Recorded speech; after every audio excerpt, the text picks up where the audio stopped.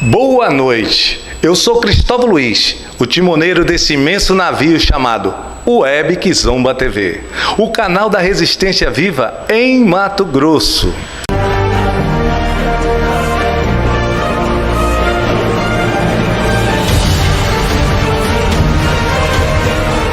Dialogando com a cultura hoje, nós iremos falar com Edenilson Lara, um expoente do hip hop em Cuiabá, Mato Grosso.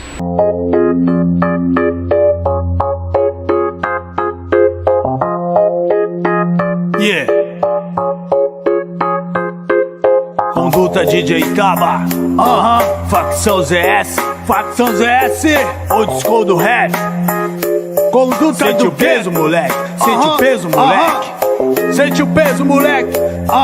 No som do rap. Refrão. Se nas ruas o meu povo está em perigo, Primeiramente, agradecer por essa oportunidade, né, mestre? Eu estar aqui nesta rede social, nesta web TV, é muito significativo, né, para o nosso povo, primeiramente, para a nossa luta, para nossas causas, para os nossos ideais. Então, eu agradeço por essa oportunidade. Primeiramente, a ancestralidade, que é muito importante, que sem eles a gente não estaria em pé, né, nessa disposição, nesta luta. Aos mais velhos, e agradeço a vocês que também estão se empenhando para esse projeto estar acontecendo. Muito obrigado por isso, e eu tenho certeza que a gente vai chegar muito mais longe com um projeto como esse, através das nossas redes sociais, através da internet. Eu comecei, um moleque de periferia, de mãe solteira, com 3 irmãos, né, com outros 2 irmãos, então nós éramos 3, aliás, em casa,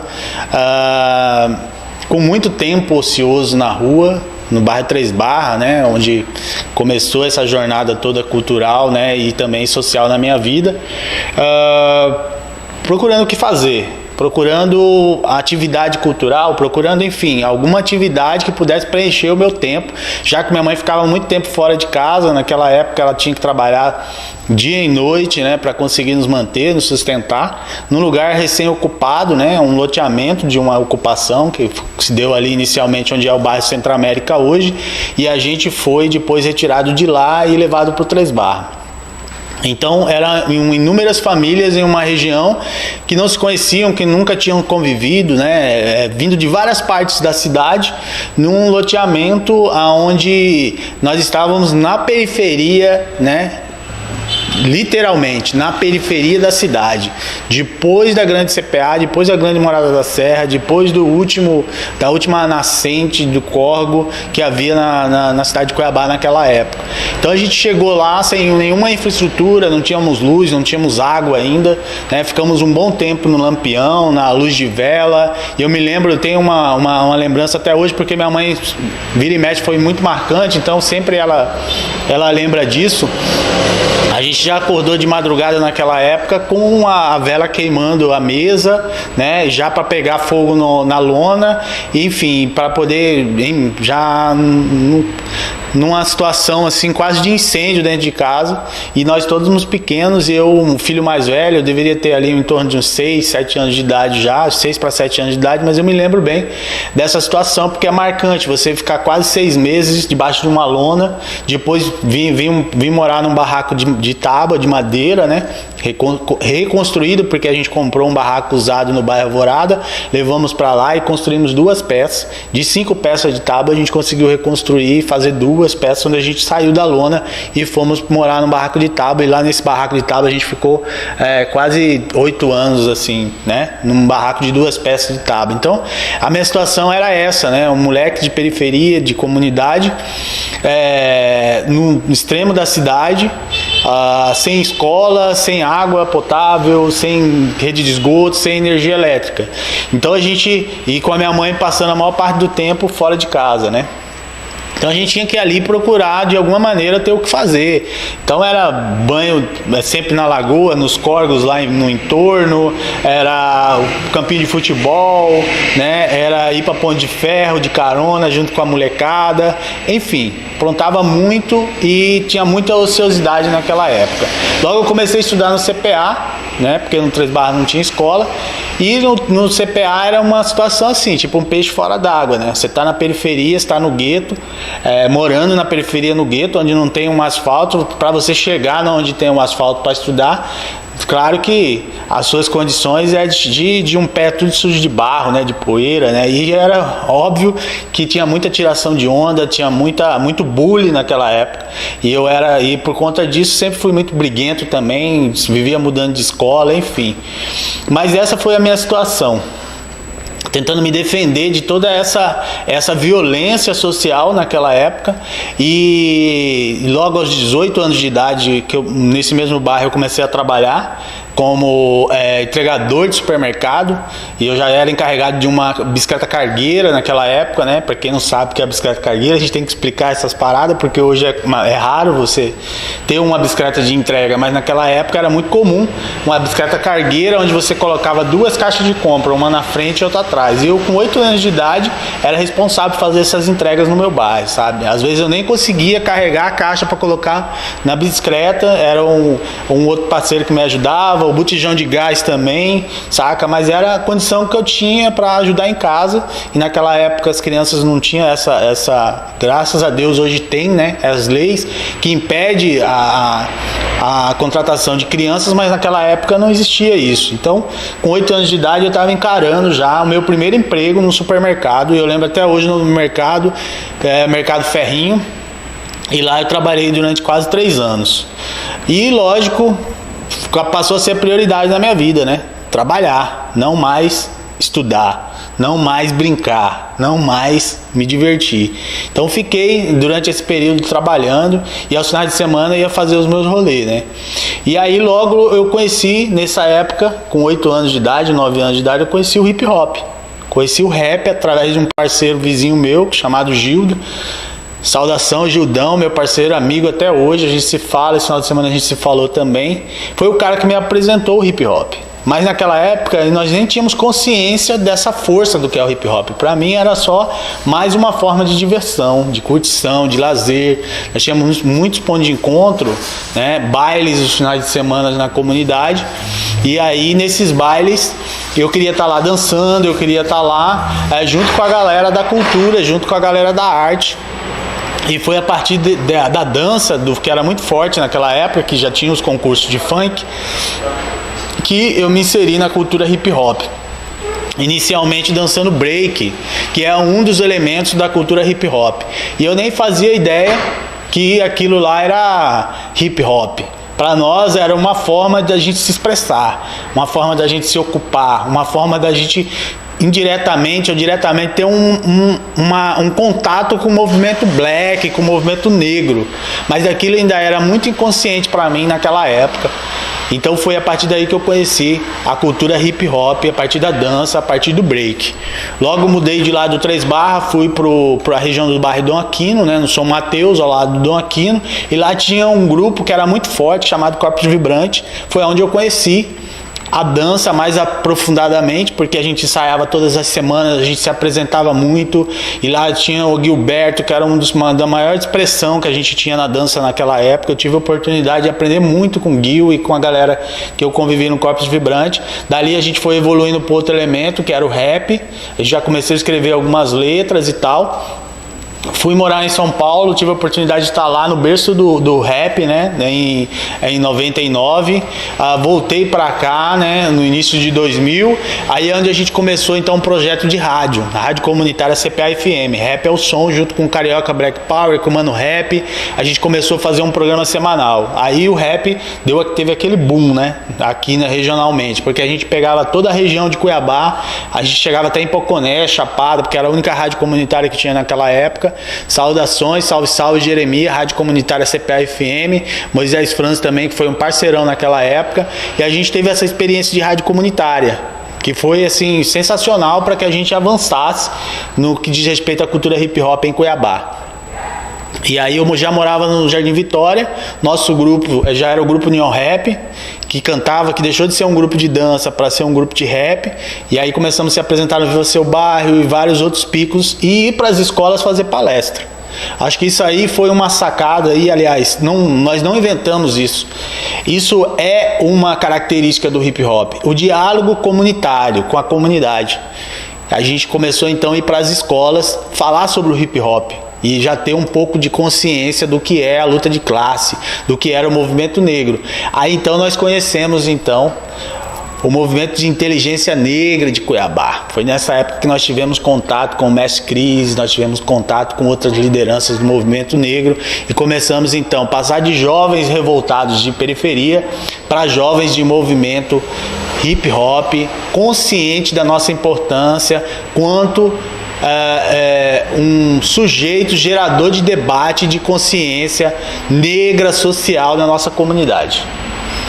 Então começou então os eventos a acontecerem de forma beneficente, começou então a acontecer os projetos e a gente começou a se organizar socialmente, primeiro com a CUFA, Central Única das Favelas, depois com Favela Ativa e outros coletivos começaram a surgir também na cidade e a gente está aí até hoje nessa luta. Política no nosso estado, prendendo pessoas inocentes, confundido com ladrão. E não precisa mais ser bandido para ser jogado no camburão. Não é distribuída a violência que haverá paz. Violência gera violência, eu já não aguento mais. E ainda vem o discurso que aumentou a... Falando com DJ Taba, eu também tive a oportunidade de morar em São Paulo.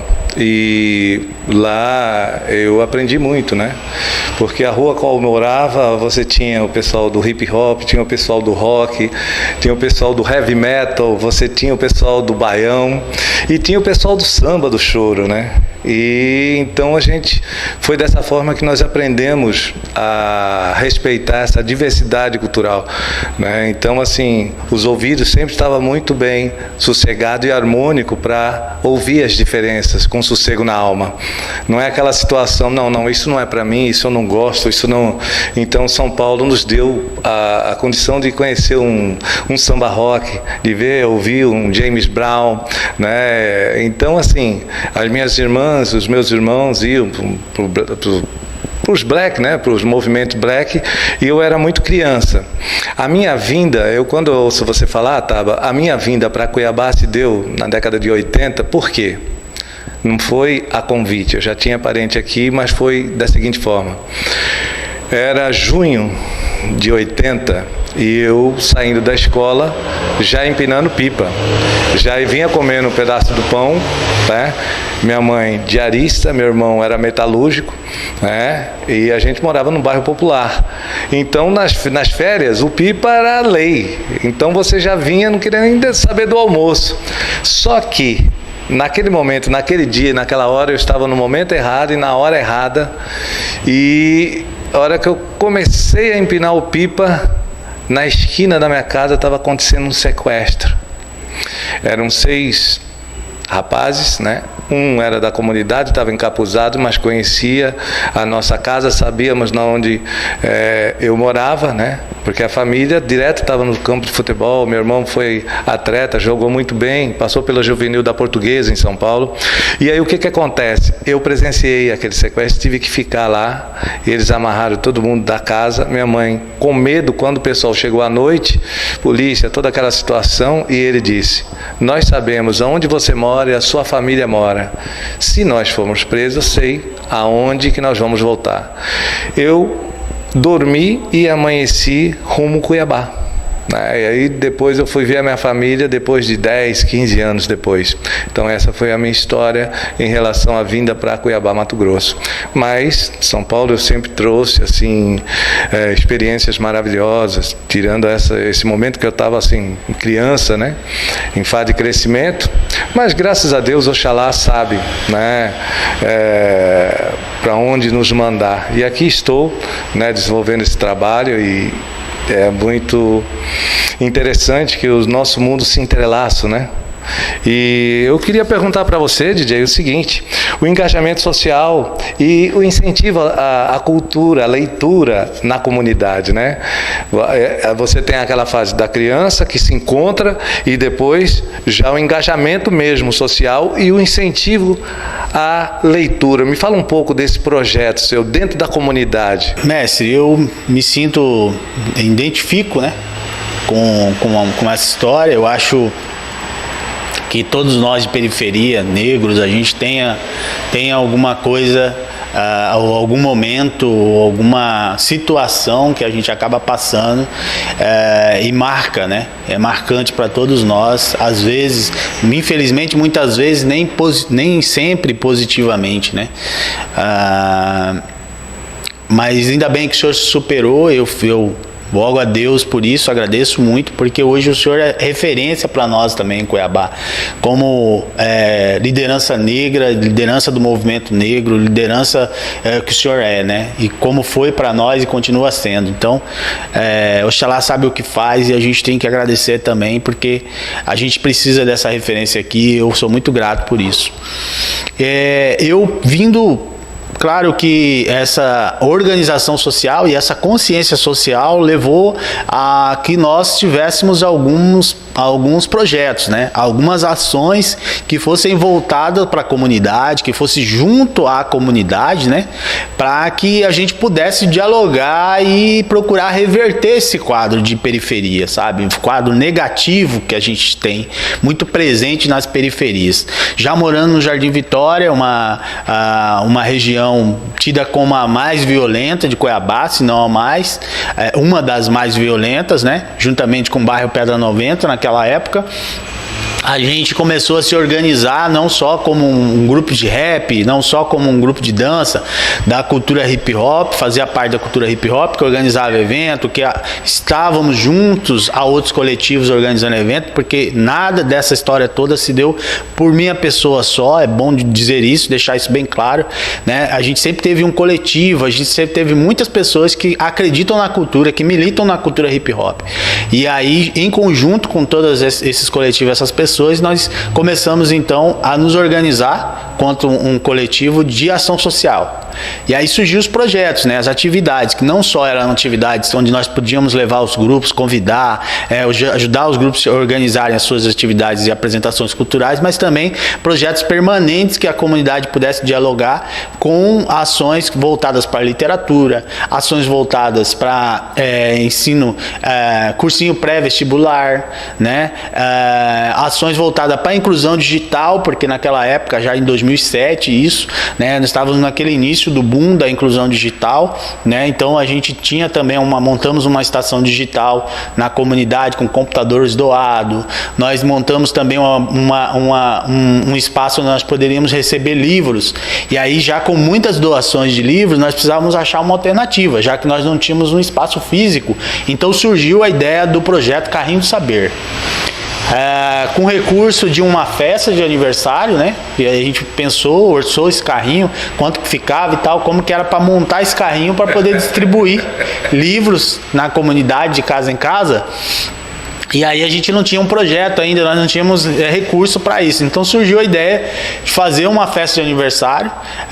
Eu convidei 12 DJs naquela época, todos eles se disponibilizaram a estar presente na festa. Foi uma festa muito bacana, movimentou o bairro todo. Nós tivemos uma participação de mais de 500 pessoas na festa, um pátio de escola, né? A escola Senhorinha Alves, no bairro Jardim Vitória. E foi um sucesso, conseguimos arrecadar então um recurso para poder montar o carrinho. Aí investimos o carrinho, chamamos o seu João lá, serralheiro, tiozinho, montamos o projeto junto com ele, ele construiu o carrinho, ficou super feliz, né? E aí a ideia de você agregar a comunidade em torno do projeto, sabe? Isso é muito importante, né? Então o serralheiro que construiu o carrinho, o seu João, que era um dos nossos parceiros da biblioteca, a gente conseguiu colocar esse carrinho para circular, né? A gente tinha em torno de quase de 1.500 livros já, doados, e a gente precisava distribuir esse livro na comunidade. Então a gente começou com o projeto Carrinho do Saber, né? De rua em rua, todo sábado, de rua em rua no bairro, né? Fazendo o cadastro da comunidade, deixando um livro. E para incentivar a galera a ler o livro, a gente começou então a disponibilizar horas na internet, no espaço da estação digital que nós tínhamos. Então a comunidade, né? O usuário da Biblioteca Carrinho do Saber, que entregasse o livro na outra semana com uma redação, ganhava horas na internet para poder acessar, né? Porque isso era muito raro naquela época. Em 2007 a internet estava chegando, não tinha tanta disponibilidade assim, então era um incentivo a mais para que o pessoal lesse, resumisse, fizesse um texto sobre o livro e aí poder acessar a internet lá na nossa estação digital. E esse carrinho funcionou durante 3 anos na comunidade. A gente teve a oportunidade de levar esse carrinho também para o sócio-educativo, nós tivemos a oportunidade de levar ele para o Complexo Palmeri, né? Sair com esse carrinho da comunidade para outros espaços, né? Ficou um período bom lá no Ocupa, agora recentemente, né? Em 2016, 2015. Então a gente sempre que pôde, estávamos disponibilizando esse carrinho para outros espaços também. Foi uma alternativa até montar a biblioteca física, porque depois de 2 anos a gente conseguiu então ocupar um espaço lá que estava abandonado na comunidade e montamos a biblioteca física Carrinho do Saber, né, que foi ponto de leitura durante 6 anos, foi muito legal, muito interessante. Fizemos mais de 8 lançamentos de livros na comunidade, em parceria com Tanta Tinta. Ramão, tamo junto, chefe editor da editora Tanta Tinta, sempre foi parceira nossa lá, né, levando os escritores, fazendo palestra para as crianças e levando os livros também para distribuir na comunidade de forma gratuita, incentivando a leitura, a literatura, incentivando jovens da periferia a serem escritores também. É muito importante, mestre, a gente destacar que nós temos uma força intelectual muito grande nas periferias, nos guetos, né? Que precisam ser potencializados. Nós precisamos contar a nossa história, saca? É importante a gente ter essa sacada, é importante a gente fazer isso a partir também dos acadêmicos que estão se inserindo na universidade, né? O que era muito raro alguns anos atrás, diga-se de passagem, hoje um pouco mais comum, mas um pouco mais, porque nós precisamos avançar ainda mais.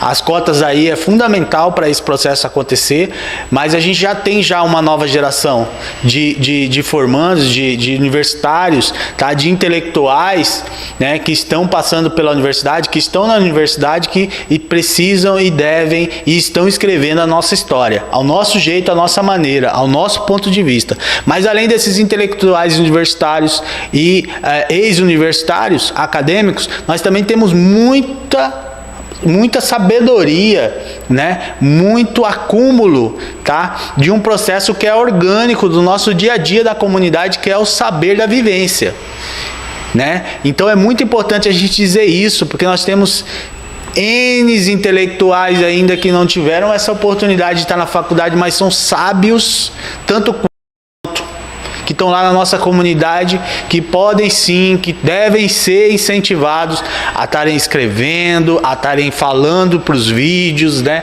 através dos documentários, a estarem registrando essa sabedoria para que novas gerações também possam ter acesso a esse conhecimento, né? Aí tem as benzedeiras, aí tem os raizeiros, aí tem os curandeiros, aí tem toda uma gama, sabe, de conhecimento, de ciência popular, que a gente tem que ter esse cuidado e tem que ter esse espaço para ser escrito, para ser registrado, para ser dito, para ser falado. DJ Cava em facção ZS, old school do rap, bate forte, moleque. É sempre uma satisfação, um prazer, né, poder trocar ideias, poder suavemente falar da nossa história. Me recordo os griots, né?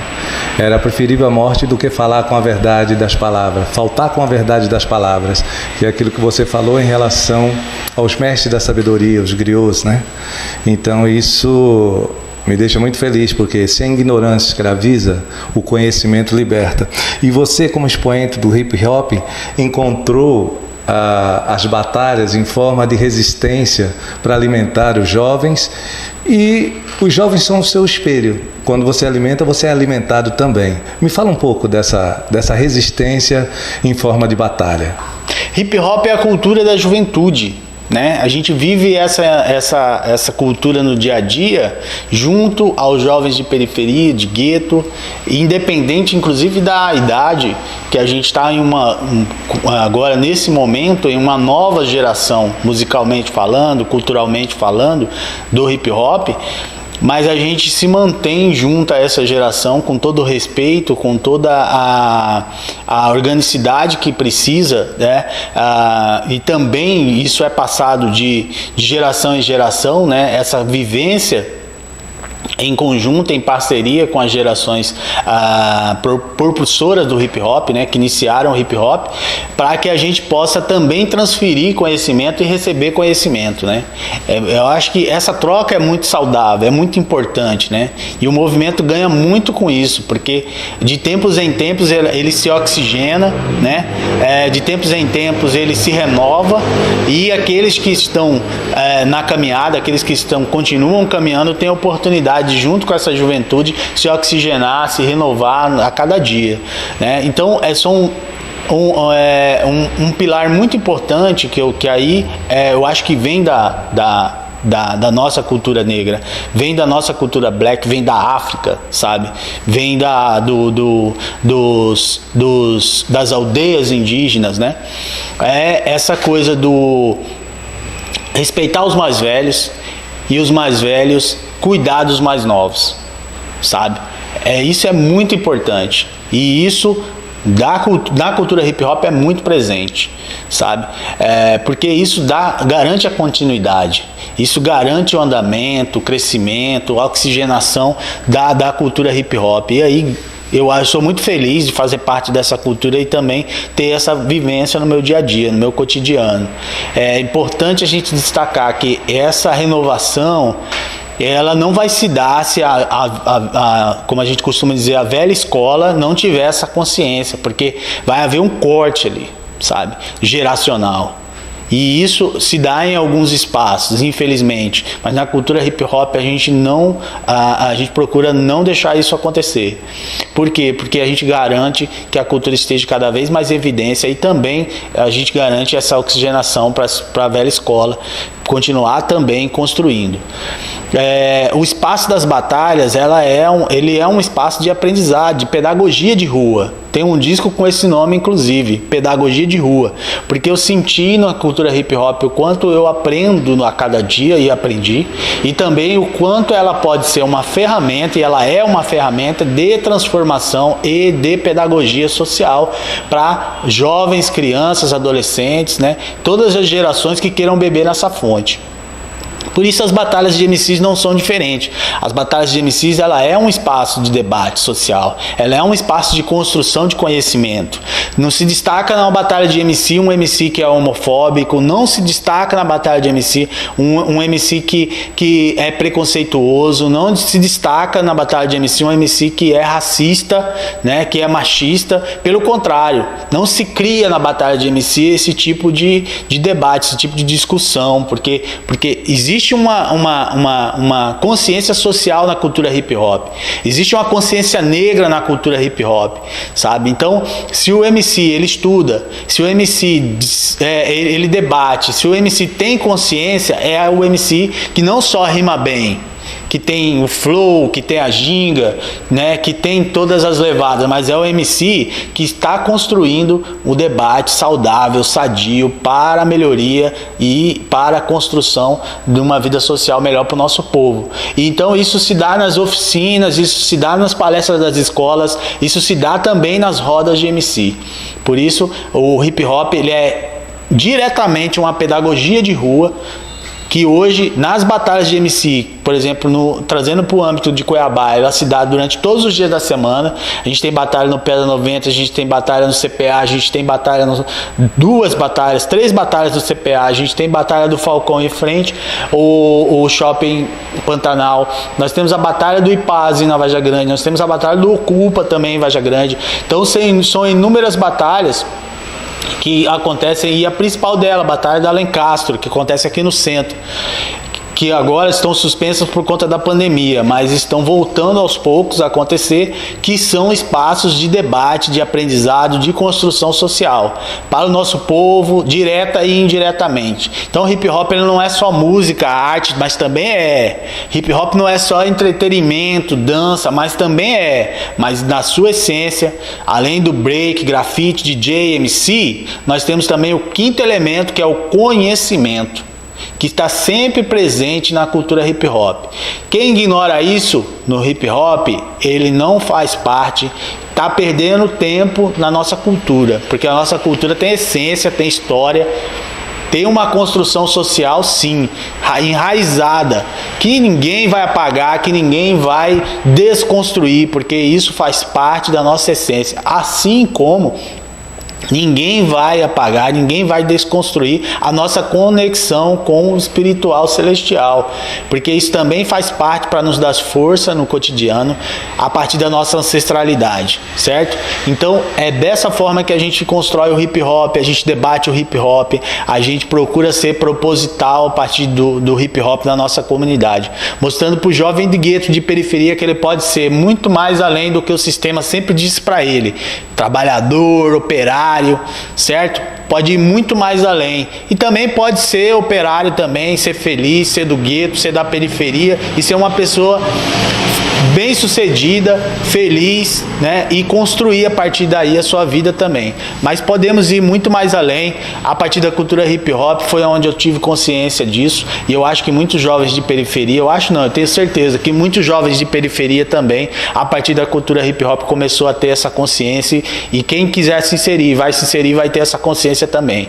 Break, grafite, DJ, MC e conhecimento, 5 elementos. Isso é o resumo da cultura hip hop. Do bote vem do lado que o Brasil não assiste, lado esquecido, não tá no programa VIP. Igualdade social é o... Falando com o DJ Taba, se a ignorância escraviza, o conhecimento liberta, qual a importância da CUFA, a chegada da CUFA em Cuiabá, Mato Grosso? Consciência social é a meta. Consciência social é o que levou a gente a se organizar socialmente. Tornar jovem de periferia, jovens organizados, foi fundamental para esse processo chegar até aqui. Hoje a gente está vendo batalhas por todos os cantos da cidade, e isso não se dá por um acaso. Isso não surgiu assim do nada, por força principalmente por força do mercado cultural, porque o mercado cultural sempre ignorou o movimento hip hop, até agora. Chegou um ponto que não dá mais para ignorar. Nós temos os melhores números mundialmente falando, musicalmente falando, cinematograficamente falando. Então não dá mais para ignorar a cultura hip hop, mas nós vivemos muito tempo no gueto, na periferia, e a forma que nós encontramos de ir além foi nos organizando socialmente. A partir daí então surgiu o CUFA, Central Única das Favelas. Em 2004 a gente trouxe o MV Bill aqui, que é um dos idealizadores da CUFA, junto com o Celso Ataíde, Nega Giza, né, e outros. E aí no show que o MV Bill veio aqui, a gente continuou o diálogo logo após, e eles estavam pensando em expandir por todo o Brasil, e surgiu então a CUFA, Central Única das Favelas, aqui no Mato Grosso. A gente fundou isso em 2006. Em 2005, né, já no início de 2006, e se deu até os dias de hoje. Nós temos a CUFA aí organizada em vários municípios aqui da capital. Um salve para o Anderson, coordenador da CUFA aqui no estado de Mato Grosso. Mas em 2007 também buscando essa proximidade com a comunidade, de estar lá mais próximo dos nossos atores comunitários, e também já se sentindo mais preparados para um desafio maior. A gente então fundou a Central Única. Além da Central Única das Favelas, a gente fundou a Favela Ativa, lá no Jardim Vitória. E o Favela Ativa a gente vem trabalhando até hoje, parceiro da CUFA também. Inauguração da CUFA aqui com o Breno 16, a gente foi lá, tivemos nas atividades, fomos parceiro, né, dessa atividade também de inauguração aqui em Cuiabá. Então nós continuamos com muitos parceiros, porque somos movimentos de gueto, de periferia, temos que unir forças, e também porque nós somos oriundos também dessa construção nacional que se deu inicialmente lá no Rio de Janeiro e agora está no Brasil todo, né, até internacional. internacionalmente, a Central Única das Favelas está aí. A gente continua parceira e ela continua atuando também no Mato Grosso com muita força. Esse é o caminho. Organização social é muito importante, tá? Importante entender as leis, importante entender como é que funciona o sistema se a gente quer mudá-lo, se a gente quer influenciá-lo, tá, para melhor. É importante que a gente saiba como isso se dá. Inclusive no âmbito político, né, mestre? É importante a gente falar sobre isso também. No âmbito político é fundamental que a gente entenda e a importância de, não só o processo, mas a importância de nós participarmos desse processo. Nós não vamos conseguir influenciar, ao meu ver, ou mudar esse processo caso a gente continue somente reclamando, sabe? Somente querendo e ansiando para que essa mudança aconteça. Essa mudança só vai se dar se nós formos protagonistas dela. Se a gente se levantar, se a gente falar por nós, se a gente focar nas representatividades políticas que falam ao nosso anseio, que falam também a mesma língua que a gente. Por isso é fundamental a gente entender como se dá esse processo. Nós estamos vivendo um momento bem crítico, né? Um momento aí político-socialmente falando crítico, né? Difícil no nosso país, em plena pandemia. A gente está passando aí por uma série de desalojamento, de ocupações de áreas indígenas, né? De despejo de áreas quilombolas, e tudo isso se dá por um projeto político, né, atual do nosso país. Então, se a gente não mudar, ou se a gente não influenciar nos projetos políticos do nosso país, nós vamos estar sempre sofrendo como minorias que eles acham que nós somos, porque nós não somos minoria, tá ligado? Nós somos maioria, sim, uma maioria esmagadora que está à margem do processo, e vamos continuar na margem se a gente não vier para dentro do processo, se a gente não se voltar para dentro do processo para influenciar esse processo ao nosso favor. Se o pesadelo não acabou, não é ódio, doutor, te revelo nesse instante. Não deixarei que ninguém conte a minha história. Eu conto, eu canto, eu conto um canto desabafando histórias ritmadas. Eu fiquei fascinado com a crítica reflexiva do clipe ao qual o irmão DJ Taba participou. Eu gostaria que você falasse um pouco dessa resistência também, que é uma vitória, né, para todos nós. Em 2014 surgiu então o projeto, né, AgroCypher. A AgroCypher surgiu de uma provocação, né, entre amigos do hip hop, companheiros, parceiros da cultura hip hop, sobre a gente falar sobre um tema muito pertinente, né, que seria a Copa do Mundo, o desmatamento, né, que todas as construções aqui na Grande Cuiabá vinha causando para a construção das obras da Copa, e também um tema que é do nosso cotidiano, né? Mas infelizmente não é abordado com a nossa linguagem, a nossa forma de ver, que é o agronegócio. Mato Grosso é campeão de vendas, de números, né? De exportação de grãos para o mundo todo. A gente vê o quanto isso gera impacto nacional, né? E campanhas e mais campanhas falando sobre a questão do agro-C-pop. Mas e aí, no nosso ponto de vista, na nossa vivência do dia a dia, da periferia, do gueto, dos quilombos, dos indígenas, isso está sendo realmente pop dessa forma, dessa maneira? Com esse questionamento nós começamos então a construir esse projeto, a partir do Heitor, né, o Agave, que é o principal ator, né, nesse projeto, idealizador, a Pátia Ana também, que é uma musicista fantástica, né, uma cantora, né, que tem uma expressão hoje nacional, né, e também contribui e participa desse projeto. Rodrigo B1, que é outro parceiro, também que chegou somando com esse projeto, e a gente construiu a partir daí então o primeiro projeto AgroCypher, junto com outros parceiros também. A gente construiu o AgroCypher, que saiu com um videoclipe, né, a gente teve uma boa repercussão nacional, foi muito importante, né, a gente naquele momento nos posicionar, inclusive era um momento que o país passava por um período de golpe, uma discussão que se deu aí de transição governamental muito duvidosa, né, e a gente precisava falar naquele momento sobre o quanto o agronegócio também é destrutivo, o quanto o agronegócio vem causando para as nossas nascentes, vem destruindo as matas, vem também violentando as comunidades indígenas e quilombolas. Então surgiu o primeiro projeto lá atrás, que foi muito interessante, foi muito bacana, com videoclipe e tudo mais. A gente veio amadurecendo essa proposta de 2014 até agora, onde a gente construiu a segunda versão, o AgroCypher 2, já com o subtítulo que é o estado de emergência.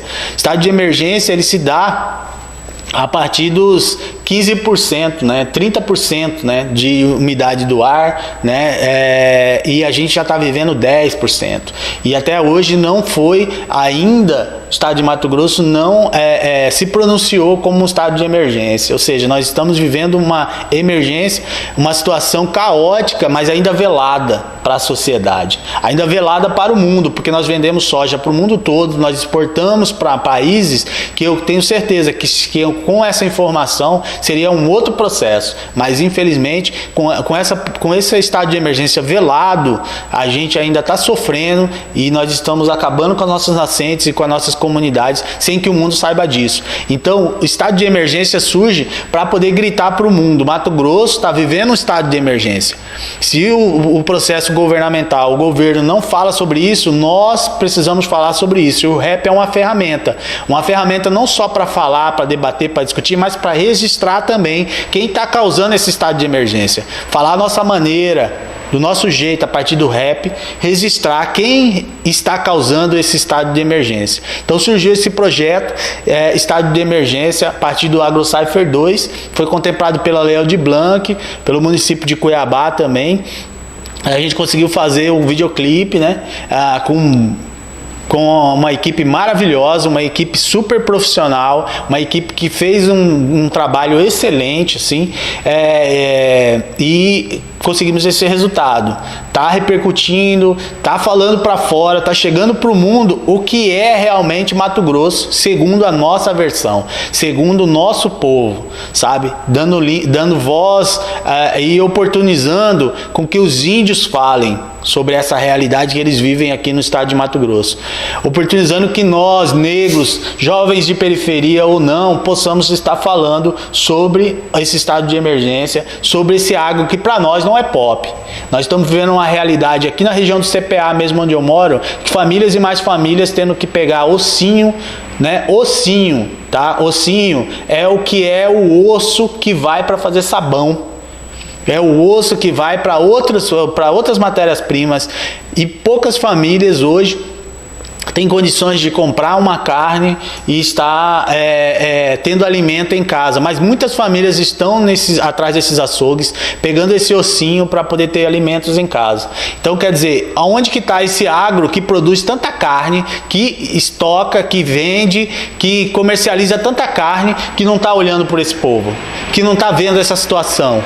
Então o agro não é pop para quem mora no Dr. Fábio, o agro não é pop para quem mora lá no Três Barras, o agro não é pop para quem mora no Sol Nascente. O agro é pop para poucos que no estado de Mato Grosso vem usufruindo dessa riqueza, acumulando essa riqueza, tanto em terra quanto em dinheiro, mas essa riqueza não está chegando naqueles que mais precisam. E nós precisamos falar disso, mestre. Nós precisamos dizer, nós precisamos gritar para o mundo e contar essa história de acordo com o nosso ponto de vista. Por isso o AgroCypher 2 está aí na pista, com toda essa equipe maravilhosa que trabalhou nesse projeto. É bom destacar que foi um trabalho coletivo, não foi um trabalho do DJ Taba, tá ligado? É um trabalho de coletivo, de várias pessoas que estão não só diretamente ligadas ao projeto, mas também indiretamente compartilhando, comentando, falando sobre o AgroCypher e o estado de emergência, para fazer com que esse projeto chegue aonde está chegando. E aí a gente tem que agradecer o Web Kizomba mais uma vez. É a nossa ferramenta, o nosso veículo, a nossa TV que está levando a nossa voz, o nosso jeito, a nossa maneira. Isso é fundamental para que a nossa história seja contada por nós. E cada mata queimada brotará novamente, porque o homem das folhas quer assim. Sai. Convoque um semelhante irmão e quebrem as correntes. Conceitos que são novos nem sempre são conscientes. Resgate ancestral pra caminhar sempre pra frente. Sua mente é sagrada, então por que é que cê se vende? Convoque um semelhante irmão e quebrem as correntes. Conceitos que são novos nem sempre são conscientes. Resgate ancestral pra caminhar sempre pra frente. Sua mente é sagrada. Aos negros e negras foram negadas todas as formas de poder, mas não todas as formas de conquistá-lo. Estou encerrando por aqui, né, mas esse maravilhoso programa com o DJ Taba, né, falando, dialogando, expressando com a cultura. E é isso, é sempre emocionante porque é uma viagem que se faz, porque você faz com os olhos fechados, mas você consegue ver muitas coisas. E é dessa forma que nós conseguimos enxergar a nossa ancestralidade através das nossas ações, das nossas atitudes de resistência preta aqui em Cuiabá, Mato Grosso, no Brasil e no mundo. Axé. Pode revistos louco aqui não é trilha pra sua novela preferida. Conduta DJ Taba em